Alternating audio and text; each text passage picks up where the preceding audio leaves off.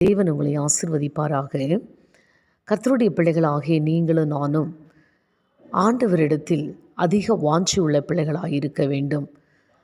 வேதம் வாசிப்பதிலும், ஜெபிப்பதிலும், ஆராதிப்பதிலும், ஊழியம் செய்வதிலும் அதிக வாஞ்சி உள்ளவர்களாய் காணப்பட வேண்டும்.